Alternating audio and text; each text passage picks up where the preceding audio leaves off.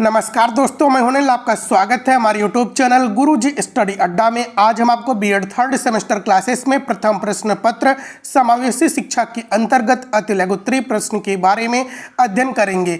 आपके सामने है पहला प्रश्न, परिवार की परिभाषा दीजिए। उत्तर है मैका ईवर तथा पेज ने परिवार को निम्नलिखित रूप से परिभाषित किया है। परिवार एक ऐसा समूह है जिसमें स्त्री पुरुष का यौन संबंध होता है जो बच्चों को पैदा करने और उनके लालन पालन की व्यवस्था करता है। देखिए दोस्तों, मैका ईवर तथा पेज महोदय कहते हैं कि जो परिवार होता है, परिवार के अंतर्गत एक स्त्री पुरुष होते हैं जिसके बीच यौन संबंध होता है और उनके बच्चे होते हैं। यानी कि परिवार में माता पिता होते हैं और उनके बच्चे होते हैं और माता पिता का उत्तरदायित्व तो बच्चों के लालन पालन करने की व्यवस्था में होता है। इसे ही मैका ईवर तथा पेज महोदय परिवार कहते हैं। देखिए दोस्तों, क्लेयर के अनुसार परिवार से हमारा तात्पर्य उस संबंध से है जो माता पिता और बच्चों में विद्यमान रहता है। यानी कि माता पिता और उनके बच्चे जो होते हैं वह परिवार की श्रेणी में आते हैं, उसे हम परिवार कहते हैं। बर्गैस तथा लाक के विचारानुसार परिवार ऐसे व्यक्तियों का समूह है जो विवाह, रक्त या अपनाए गए हैं। रिश्तों में व्यवहारात्मक, यहाँ पर है व्यवहारात्मक अवरोध कहा जाता है। देखिए दोस्तों, बर्गैस तथा लाक के विचार अनुसार परिवार ऐसे व्यक्तियों का समूह होता है जिसमें विवाह हो अथवा पति पत्नी का संबंध हो विवाह के द्वारा, और रक्त के द्वारा पिता पुत्र, पिता पुत्री के द्वारा, या माता पुत्र, माता पुत्री के द्वारा अपनाए गए हों, उसे ही हम दोस्तों परिवार कहते हैं। परिवार में दोस्तों व्यवहारात्मक अवरोध रिश्तों में व्यवहारात्मक अवरोध हो जाता है दोस्तों, अवरोध कहा जाता है। यह अवरोध प्रत्येक विशिष्ट बालक में अलग अलग प्रकार के पाए जाते हैं। जैसा कि उदाहरण के स्वरूप समझिए, श्रवण बाधितों में ऊंचा सुनने के कारण वह अपने को कही गई बातों को सही प्रकार से सुन नहीं पाते हैं तथा उसके अनुसार व्यवहार नहीं कर पाते। इस कारण इन बच्चों में व्यवहारात्मक समस्या उत्पन्न होती है। जैसे कि जो श्रवण बाधित बालक होते हैं उनको ऊंचा सुनते हैं दोस्तों, यदि आप धीरे बोलते हैं तो वो सुन नहीं पाते हैं। इस प्रकार जब वो सुन नहीं पाएंगे तो आपके अनुरूप वह व्यवहार नहीं कर पाएंगे, उनको व्यवहार यानी कि आपके अनुसार कार्य करने में समस्या उत्पन्न होगी।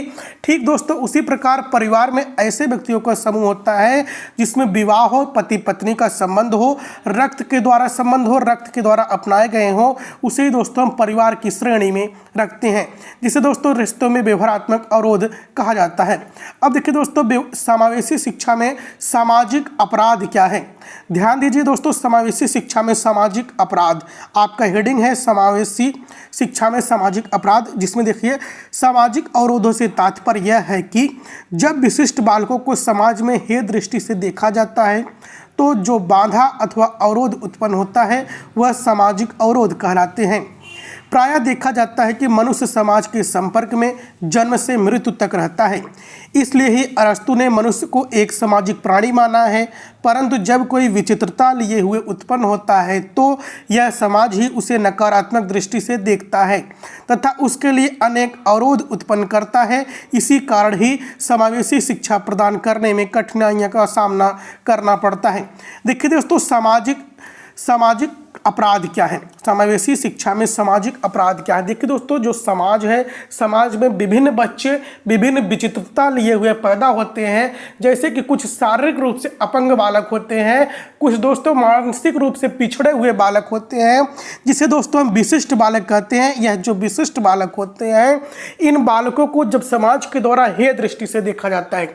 जैसे कि दोस्तों कुछ विकलांग जो बालक हैं उनको समाज में इसलिए हेय दृष्टि से देखा जाता है कि वह सामान्य कार्य सामान्य बच्चों की अपेक्षा सामान्य बच्चों की तुलना में तेजी से नहीं कर सकते या अथवा कर ही नहीं सकते हैं। उनको दोस्तों हेय दृष्टि से जब देखा जाता है तो उनके मन में हीन भावना उत्पन्न हो जाती है सामान्य बालकों के प्रति। दोस्तों इसे ही समाज में समावेशी शिक्षा में सामाजिक अपराध कहते हैं। अब दोस्तों देखिए, समावेशन क्या है। समावेशीकरण का अर्थ है कि विद्यालय की कक्षागत परिस्थितियों में अनेक प्रकार के उपागम का मतलब होता है दोस्तों साधन, तकनीकी का मतलब युक्ति या टेक्नोलॉजी, तरीकों आदि का प्रयोग कर विशिष्ट आवश्यकता वाले बालकों के लिए ऐसी परिस्थितियों को उत्पन्न करना जो शिक्षा को ग्रहण करने में सुगमता प्रदान करें। देखिए दोस्तों, समावेशन क्या होता है? समावेशन में जब विशिष्ट क्षमता वाले जो बालक होते हैं, विशिष्ट क्षमता वाले बालक अधिकतर कौन होते हैं? जो मानसिक रूप से पिछड़े हुए मंदबुद्धि के बालक होते हैं, अथवा दोस्तों जो विकलांग, अपंग, कम अपंग बालक होते हैं। ऐसे बालकों को जब हम विद्यालय की कक्षागत परिस्थितियों में अनेक उपागम और तकनीकी का मतलब क्या है? अनेक साधन, अनेक तकनीकी की सहायता के द्वारा, जैसे कि उनको व्हील चेयर के माध्यम से, जिनको सुनाई नहीं दे रहा है उनको श्रवण शक्ति वाले यंत्र लगाकर, बाहरे मतलब कि सुनाई देने वाला यंत्र लगाकर, और दोस्तों जो देख नहीं सकते हैं, बहुत कम देख सकते हैं, उनको चश्मा इत्यादि तकनीकों का प्रयोग करके, प्रोजेक्टर के माध्यम से, जब इनको दोस्तों समावेशी शिक्षा के अंतर्गत कुछ आवश्यकता वाले बच्चों को मतलब कि ऐसी सुविधाएं प्रदान की जाए कि वह समावेशी शिक्षा के अंतर्गत अथवा सामान्य बालकों के साथ वो साथ साथ पढ़ सकें, इसे ही दोस्तों हम समावेशन कहते हैं। अब देखिए दोस्तों, अगला प्रश्न आपके सामने, श्रवण बाधित बच्चों की विशेषताएं क्या है? उत्तर है, श्रवण बाधित बच्चों में भाषा के उच्चारण में अधिक दोष होता है। देखिए दोस्तों, श्रवण बाधित जो बालक होते हैं उनको बोलने में, उच्चारण करने में अधिक दोष पाया जाता है, क्योंकि दोस्तों वह स्पष्ट जब सुन नहीं पाते हैं तो स्पष्ट बोल नहीं पाते हैं। अब देखिए दोस्तों, दूसरा पॉइंट है, ऐसे बच्चों की शैक्षिक निष्पत्ति निम्न स्तर की होती है, क्योंकि शैक्षिक निष्पत्ति में शाब्दिक योग्यता की अहम भूमिका होती है। जैसा कि दोस्तों मैंने आपको ऊपर बताया है कि जो श्रवण बाधित वाले बच्चे होते हैं उनकी शैक्षिक निष्पत्ति निम्न स्तर की होती है और शाब्दिक योग्यता की अहम भूमिका होती है शैक्षिक निष्पत्ति में। जब वह स्पष्ट सुनेंगे तो स्पष्ट बोलेंगे और वैसा ही व्यवहार करेंगे। अब तीसरा पॉइंट है, इनका शब्दावली कौशल निम्न प्रकार का होता है जो श्रवण बाधित बालक होते हैं। अब देखिए दोस्तों, अगला प्रश्न है आपके सामने, प्रतिभाशाली बालकों की 4 विशेषताएं लिखिए। उत्तर है, ये शीघ्रतापूर्वक और सरलता से सीख जाते हैं। देखिए दोस्तों, जो प्रतिभाशाली बालक होते हैं, जिनकी IQ लेवल 140 होती है, या तेज तर्रार बालक होते हैं, ये कोई भी कार्य शीघ्रतापूर्वक कर लेते हैं और सरलता से कुछ भी जब सिखाने पर या सीख लेते हैं, अधिगम कर लेते हैं। इसे दोस्तों प्रतिभाशाली बालक कहते हैं। दूसरा पॉइंट है, अपने आयु स्तर के हिसाब से इनका शब्द भंडार विशाल होता है। जो प्रतिभाशाली बालक होते हैं उनकी आयु जो होती है उससे तेज उनकी मानसिक आयु होती है, उससे तेज वह शब्दों के सोचने बोलने की क्षमता होती है, उनके अंदर कौशल होती है। इनकी जिज्ञासा प्रवृत्ति तीव्र होती है। देखिए दोस्तों, जो प्रतिभाशाली बालक होते हैं यह किसी भी कार्य को तेजी से करने, समझने, कोई भी क्रियाविधि को जिज्ञासा स्वरूप देखने, यानी कि किसी भी समस्या को जिज्ञासा से देखते हैं और उसका समाधान तेजी से करते हैं। चौथा पॉइंट है, ये सामान्य बुद्धि एवं व्यवहारिक ज्ञान का बहुत अच्छा उपयोग करते हैं। दोस्तों अगला प्रश्न आपके सामने, श्रवण बाधिता का अर्थ क्या है? श्रवण बाधित बालक ऐसे होते हैं जिनकी सुनने की क्षमता नष्ट हो जाती है तथा उन्हें बोलने और भाषाओं में कठिनाई का सामना करना पड़ता है। ऐसे व्यक्तियों को किसी अन्य व्यक्तियों की भाषा सुनने और समझने में परेशानी होती है। इस दृष्टि से श्रवण बाधितों को 2 श्रेणी में बांटा जा सकता है। देखिए दोस्तों, जो श्रवण बाधित बालक होते हैं, श्रवण बाधित जो बालक होते हैं उनकी सुनने की क्षमता कम होती है, सामान्य बालकों से सुनने की क्षमता कम होती है, वह ऊंचा सुनते हैं दोस्तों, और उनके जब वह कम सुनेंगे या अस्पष्ट रूप से नहीं सुनेंगे तो वह अस्पष्ट रूप से उच्चारण करेंगे, यानी कि दोस्तों जब वह सही नहीं सुन पाएंगे तो सही बोल नहीं सकते हैं। इसे दोस्तों श्रवण बाधित बालक कहते हैं। लेकिन देखिए दोस्तों, श्रवण बाधित बालक को 2 श्रेणियों में बांटा जाना उचित होता है। पहला श्रेणी होता है पूर्ण श्रवण बाधित और दूसरा श्रेणी है आंशिक श्रवण बाधित। पहले दोस्तों हम देखते हैं पूर्ण श्रवण बाधित। कुछ बच्चे जन्मजात बहरे होते हैं या कुछ जन्म के समय तो ठीक पैदा होते हैं, लेकिन बाद में किसी चोट या दुर्घटना या बीमारी के कारण अपनी श्रवण शक्ति खो बैठते हैं। ऐसे बच्चे पूर्ण श्रवण बाधित होते हैं। देखिए दोस्तों, कुछ बच्चे क्या होते हैं, जब पैदा होते हैं तभी से नहीं सुन पाते हैं, और दोस्तों कुछ बच्चे ऐसे होते हैं जब पैदा होते हैं तो ठीक ठाक होते हैं, सुनाई देता है, लेकिन कोई दुर्घटना घट जाने के कारण या कोई कान पे तेजी से चाटा मार देने के कारण या दोस्तों कोई अन्य घटना के कारण वह जन्म के बाद पूर्णतः जब बहरे हो जाते हैं, उनको कुछ नहीं सुनाई देता है, उसे हम पूर्ण श्रवण बाधित कहते हैं। अब देखिए दोस्तों, आंशिक श्रवण बाधित किससे कहते हैं। चलिए दोस्तों देखिए, आपके सामने दूसरा पॉइंट है। आंशिक श्रवण बाधित बालक वे बालक होते हैं जो अपनी श्रवण क्षमता कुछ सीमा तक खो बैठते हैं। ऐसे बच्चे बिना श्रवण यंत्र या श्रवण यंत्र की सहायता से आसानी से सुन सकते हैं। ऐसे बच्चों को सामान्य स्कूलों में सामान्य बच्चों के साथ शिक्षा देने में कठिनाई नहीं आती है। देखिए दोस्तों, जो आंशिक रूप से श्रवण बाधित बालक होते हैं, मतलब कि जिसको सुनाई तो देता है लेकिन कम सुनाई देता है, ऐसे बच्चों को जब हम श्रवण यंत्र यानी कि सुनाई देने वाली मशीन लगा देते हैं उनके कान में, तो वह आसानी से सुन सकते हैं और समावेशी विद्यालय में सामान्य स्कूलों में सामान्य बच्चों के साथ बैठकर आसानी से शिक्षा ग्रहण कर सकते हैं। ऐसे बालकों को हम आंशिक श्रवण बाधित बालक कहते हैं। अब देखिए दोस्तों, अगला प्रश्न है आपके सामने, श्रवण बाधित बच्चों की सामान्य शिक्षण प्रक्रिया क्या है। उत्तर है, पहला पॉइंट है, कक्षा में मौखिक संप्रेषण प्रदान करने के लिए दृश्य उद्दीपकों का प्रयोग किया जाना चाहिए। शिक्षण विषय वस्तु को विभिन्न प्रकार की सहायक सामग्रियों, चित्र, मॉडल, मानचित्र आदि की सहायता से पढ़ाया जाना चाहिए। देखिए दोस्तों, जब कक्षा में श्रवण बाधित बच्चे होंगे, यानी कि उनको कम सुनाई देगा या पूर्ण रूप से नहीं सुन पाएंगे, तो ऐसे बच्चों को सिखाने के लिए सहायक सामग्रियों के अंतर्गत जब आप चित्र का प्रयोग करेंगे तो उसे देख सकेंगे, मॉडल का प्रयोग करेंगे, मानचित्र का प्रयोग करेंगे, प्रोजेक्टर का प्रयोग करेंगे तो उसे देख सकेंगे, समझ सकेंगे। ऐसे बच्चों को दोस्तों, श्रवण बाधित बच्चों को सामान्य शिक्षण प्रक्रिया में चित्र, मॉडल, मानचित्र का प्रयोग करना चाहिए। दूसरा पॉइंट है आपके सामने, क्योंकि ऐसे बच्चों की शिक्षण प्रक्रिया में अध्यापक के हाव भाव, अंग संचालन तथा ओठों के संचालन आदि का बहुत महत्व होता है, इसलिए अध्यापकों को अपना चेहरा संप्रेषण प्रक्रिया के अंतर्गत बच्चों के सामने होना चाहिए। देखिए दोस्तों, जब श्रवण बाधित बच्चे आपके सामने बैठे हो तो जब शिक्षक बताता है तो उसके हाथ हिलाने की प्रक्रिया, हाव भाव उसका कैसा होता है, अंग संचालन यानी कि वो अपना हाथ हिलाता है, हाँ ऐसा इस प्रकार है, इसमें ऐसा हुआ है। तो दोस्तों इसे क्या कहते हैं, इससे बच्चे आसानी से सीख सकते हैं जो श्रवण बाधित बालक होते हैं। जैसे दोस्तों देखिए, आपकी कक्षा में श्रवण बाधित बालक बैठे हुए हैं और दोस्तों शिक्षक ताजमहल के बारे में बिना कोई चित्र लिए बकते जा रहा है, पढ़ाते जा रहा है, तो बच्चे कुछ समझेंगे नहीं समझेंगे। जब वही ताजमहल का चित्र स्थापित कर देंगे, उसके सामने लिख देंगे, हाँ यह ताजमहल है, यह आगरा में स्थित है, इसको फलाने ने बनवाया था, तो बस बच्चे देखकर समझ सकेंगे। श्रवण बाधित बालक को ऐसे इस प्रक्रिया द्वारा आसानी से सिखाया जा सकता है। तीसरा पॉइंट है, श्रवण बाधितों की शिक्षा वाणी, चिकित्सा, विशेष अध्यापक, मनोवैज्ञानिक निर्देशनकर्ताओं आदि का मिलाजुला परिणाम होना चाहिए। यानी कि दोस्तों श्रवण बाधित जो बालक हो, इसमें जो वाणी चिकित्सक हो यानी कि बोलने में वाणी चिकित्सक हो, विशेष अध्यापक, विशिष्ट बालकों के लिए विशेष अध्यापक की व्यवस्था हो, जो बालक हो वह मनोवैज्ञानिक हो, बालक की मनोदशा को पढ़कर उनके अनुसार वह शिक्षा दे सके। अब देखिए दोस्तों, अगला पॉइंट आपके सामने, दृष्टिबाधिता के कारण क्या है। उत्तर है, समय से पहले प्रसव, एंटीसेप्टिक दवाइयों का प्रयोग और प्रसव के समय प्रयोग होने वाले औजार भी आंख में संक्रमण पैदा कर सकते हैं, जिससे दृष्टिबाधिता हो सकती है।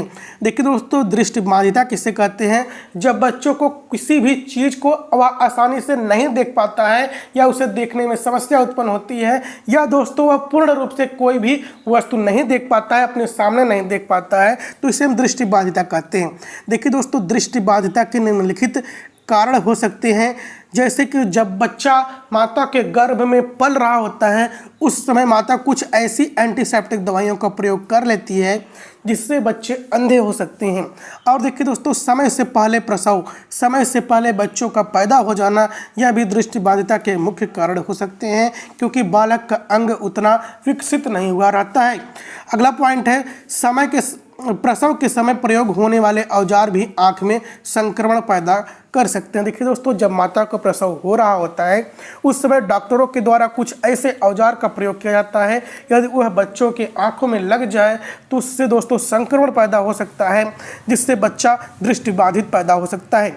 दूसरा पॉइंट है, जन्म से पूर्व अवस्था में माँ द्वारा गलत दवाइयों का प्रयोग, असंतुलित आहार, उचित वातावरण न मिलने के कारण भी बच्चों में दृष्टि दोष हो सकता है। जब बच्चा माता के गर्भ में होता है उस समय यदि माता कुछ गलत दवाइयाँ खा लेती हैं तो भी बच्चा जो होता है दृष्टिबाधित पैदा हो सकता है। असंतुलित आहार दोस्तों, जब खाने पर भी बच्चों के आँख पर इफेक्ट पड़ सकता है। उचित वातावरण न मिलने पर भी बच्चों में दृष्टि दोष हो सकता है। अगला पॉइंट है जन्म के बाद चेचक रोग के कारण गलत दवा आँख में डालने पर आँख पर फोड़ा आदि एवं विष खाने आदि कारणों में भी बालक दृष्टि बाधित हो सकता है। देखिए दोस्तों, जन्म के बाद जब बच्चा कभी कभी चेचक रोग का शिकार हो जाता है, जिसे माताजी कहते हैं, या कुछ गलत दवा आँख में डाल लेते हैं या आँख में फोड़ा फुंसी कुछ भी हो जाता है, तो इससे भी बालक में दृष्टि बाधिता होने का शिकार की संभावना होती है।